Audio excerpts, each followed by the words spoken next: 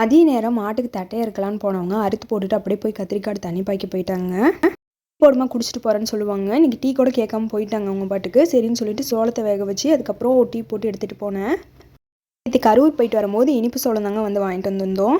சோளமே ஒரு வாளி நிறைஞ்சிருச்சு. அம்மா தண்ணி கட்டிக்கிட்டே டீ மட்டும் குடுமா, நான் இப்போ குடிச்சிக்கிறேன், நான் அப்புறமா தண்ணி கட்டி முடிச்சோடனே சாப்பிட்டுக்கிறேன்னு அப்புறம் தாங்க வாங்கி சாப்பிட்டுட்டு இருந்தாங்க. கரெக்டாக தாங்க கத்திரி நாற்று கேட்போம். ஒவ்வொரு இடத்துல வந்து மாற்றி கொடுத்துருவாங்க அவங்கள்ட்ட இருக்கிறத. பயந்துக்கிட்டே தாங்க வாங்கிட்டு வந்து நடவு பண்ணோம். ஆனால் நாங்கள் கேட்ட கத்திரி தான் இது. இஞ்சி முளைச்சோன்னே எங்கள் அம்மாவுக்கு பார்த்துட்டு சந்தோஷம்னா தாங்கலைங்க. இந்த நடை வந்து ஒரு கிலோ வருமா சந்தைக்கு அப்படின்னு சொல்லிட்டு இருந்தாங்க.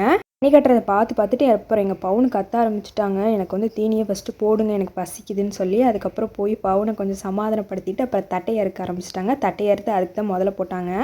4 மாட்டுக்குமே தட்டையெல்லாம் அறுத்து போட்டுட்டு அதுக்கப்புறம் சாணி போட்டுருந்துச்சிங்க. அதெல்லாம் அள்ளி ஓரமாக ஒரு இடத்துல போட்டிருந்தோம். இது எதுக்குன்னா நம்ம வந்து சீம்பிள் காட்டு கரைச்சி விட்றதுக்கு தாங்க.